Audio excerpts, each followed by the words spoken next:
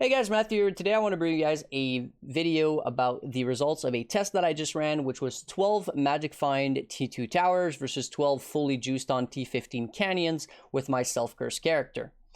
So before I go into the results, I just want to quickly give you guys a rundown on how exactly what I was using, in terms of investment for each of these.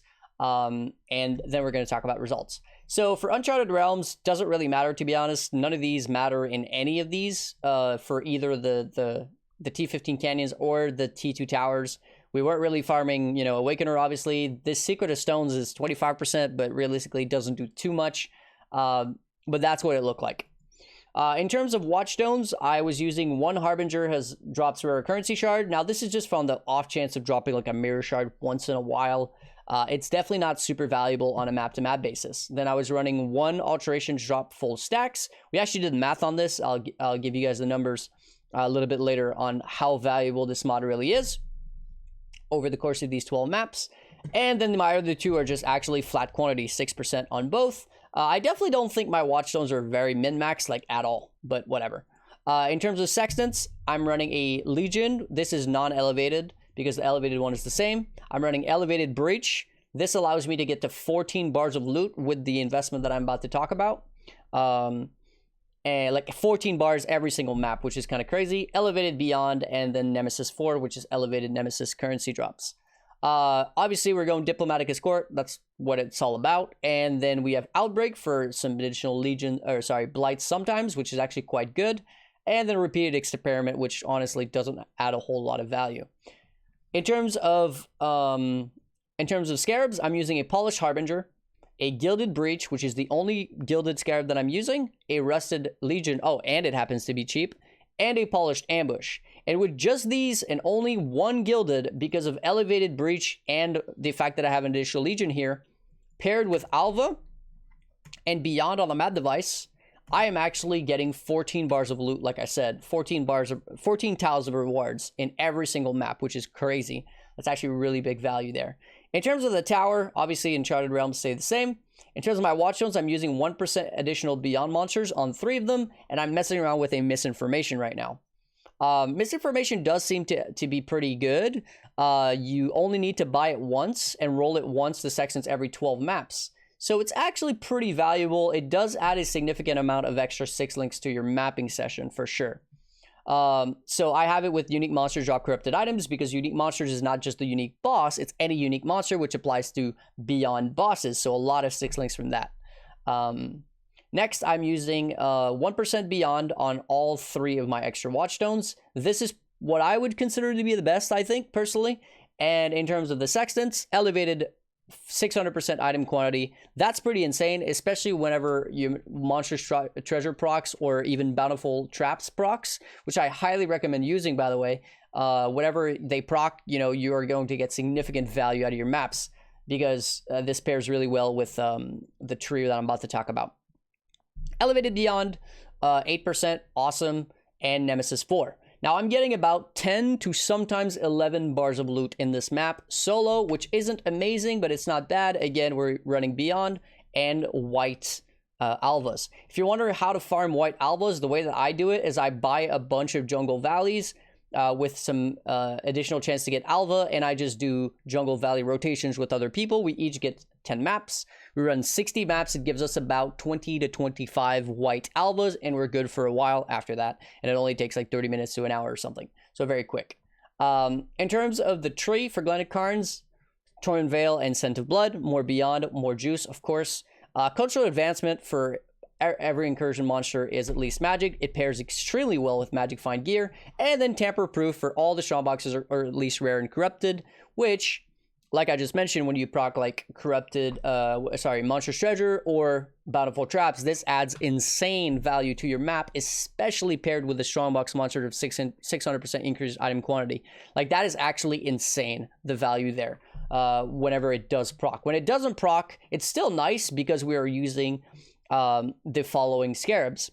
Polished Harbinger for additional Harbingers, Rusted Elder for just more monsters, Gilded Divination for nurses, and they're not that expensive, and Gilded Ambush. Now, these are pretty expensive, but 5 additional strong boxes, when you pair it with the 600% quantity mod with a tamper proof, you're getting some pretty big value, especially when you get a bountiful traps to proc and something like that, like I already mentioned.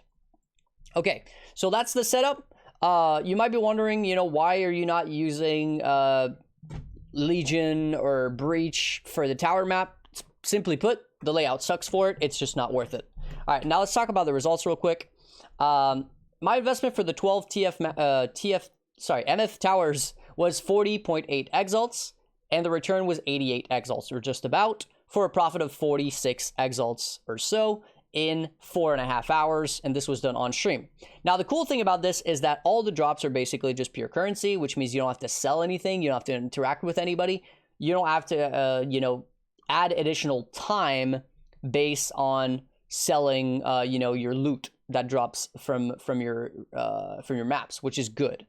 So the profit was about 10.4 exalts per hour running these maps. Pretty decent, actually. And I didn't think my RNG was that good. I didn't get any juicy drop, by the way. I don't think I had a single item that was worth more than 1 exalt. But I had, well, except for nurse cards. But I made, I think, a doctor and a half. So I was dropping on average about 1 nurse every map. And I was dropping about 1.5 to 2 exalt every map. So pretty decent amount of just raw currency and nurse cards. That's where most of the money came from. For the T15 canyons, this is non-magic find gear. This was with 60% magic find, by the way. But I did have an explodey chest, which I've been told might have been messing it up. But from my current testing, it doesn't seem to be the case. Either way, T15 canyon investment was 38.8. The reason why it's a little bit less, even though we were just running fractured and bloodstained for that as well, is because we don't have to buy the misinformation or roll the corrupted monster sextant. So that's about 2 exalt every 12 maps. The return was 86 exalts, so we made a profit about 47. Literally the exact same amount of profit, but it did take us about an extra hour to run those maps, so the profit per hour goes down. That being said, I actually lost money by using the bloodstained fossils. As you can see, in the second test, in the canyon test, I finished the test with 65 divines. And that is only 6.5 exalt worth of divines versus the 11 exalts I spent on the fossils. So I actually don't think you should be using bloodstained fossils if you're not doing a magic find and specifically farming divines. So I'm personally going to stop using bloodstained in my T15 maps. Not worth it. But yeah, like I was saying, this profit is actually higher than this because this doesn't account for, this is pure excellence currency and it doesn't account for selling in bulk. So in reality, I think we actually made literally the same amount or maybe a little bit more in the canyon maps, despite the fact that we had this issue where the fossils were actually pretty much leeching money from us instead of adding more, because most of the money from the canyon maps came from the scarabs and alterations. We had over 20 exalt worth of alteration drops over 12 maps, which is kind of insane. That being said, I also failed a map, which is something that I think is pretty important to note that I didn't remove. So I actually only ran like 11 canyons because one of the map I just outright failed. It had temporal chains on it and I wanted to try it out. And we just, well, you know, cleared like maybe 10 or 20% of the map. Then we lost all 6 portals and that's all she wrote. That being said, in that map, we dropped an exalt, a few gilded scarabs and some 6 links. So realistically, maybe I made my entire money back, but I'm not sure. Probably broke even though.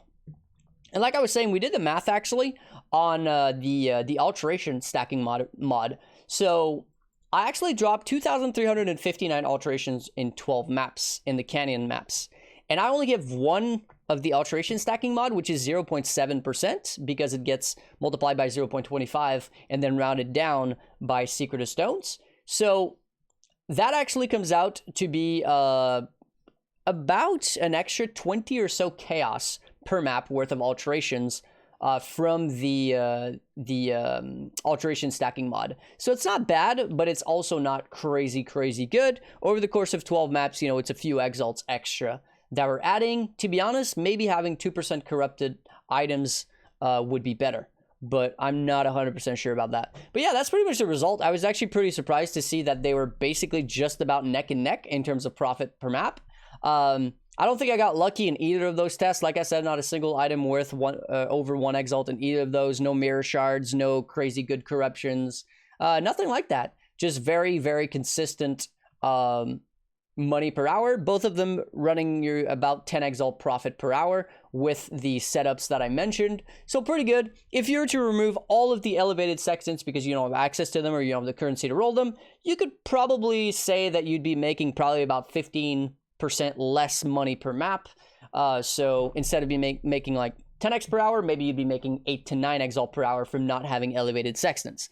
Is it a big deal? No. Is it important when you're trying to min-max? Yes. That's pretty much my conclusion on elevated sextants. If you don't have them, it's not like you're like, oh, he made 10x per hour. I don't have elevated sextants. I'm going to lose money. You know, that's not how that works. So on that note, I do want to say a huge thank you to my supporters. Johnny, Michael, Cluzy, Zarashi, Loro, Gaikona, Stefan, Cruden, Michael, JW Player, Scott, Richard, Justin, Alex, Ollie, Matt, Kevin, Marcus, Matthias, Hayden, Bitizen, Axel, and Acid. Hopefully you guys enjoyed the video. Hopefully this test was interesting to you guys, and you know, it doesn't matter what you do. It seems that at the moment, no matter what you're farming, if you're actually farming pretty efficiently with a build that's made to do the content that you're doing, you're gonna end up with making about 10 exalts per hour, which is pretty decent currency. Now mirrors are going up though, so the value of that 10 exalts is definitely going down, but you know, 10 exalts per hour is still 10 exalts per hour. So hopefully you guys enjoyed, and I'll catch you guys in the next one. Peace.